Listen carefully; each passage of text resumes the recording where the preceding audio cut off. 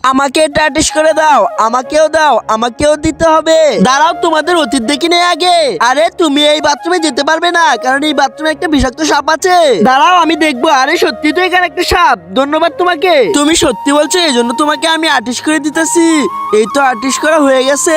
এই নাও। আরে এটা তো অনেক সুন্দর লাগছে, ধন্যবাদ আপনাকে। আমাকেও আর্টিস্ট করে দেন, আগে তোমার ভবিষ্যৎ দেখি নেই। অনেক জোরে বাথরুমে চাপ দিছে, এখানে তো একটা সাপ। দাঁড়াও, আমি এই বিষাক্ত সাপটাকে এখান থেকে তাড়িয়ে দিচ্ছি।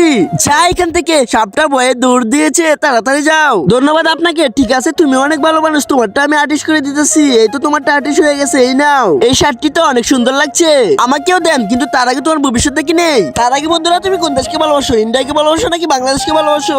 যদি তুমি ইন্ডিয়াকে ভালোবাসো তাহলে লাইক করে চ্যানেলটা সাবস্ক্রাইব করে দাও। আর তুমি যদি বাংলাদেশকে ভালোবাসো থাকো তাহলে লাইক করে চ্যানেলটা সাবস্ক্রাইব করে কমেন্ট বক্সে বাংলাদেশের পতাকা দিয়ে যাও। আর যদি তুমি কোনোটাই না করো তাহলে আমি ভাববো তুমি কোনো দেশকেই ভালোবাসো না। এই সাপটি এই বাথরুমে রেখে দে, যাতে কেউ পটি না করতে পারে। আজকে কিভাবে পটি করে দেখবো। দাঁড়া, এটাকে আগুনক্ত বানিয়ে দিয়েছি। আমাকে তাড়াতাড়ি আর্টিস্ট করে দাও। ঠিক আছে, দাও এদিকে। তোমাকেও আমি আর্টিস্ট করে দিচ্ছি। আর্টিস্ট করা শেষ, এখন তোকে শাস্তি দিব। এই নিয়ে এত শাস্তি বুক কর।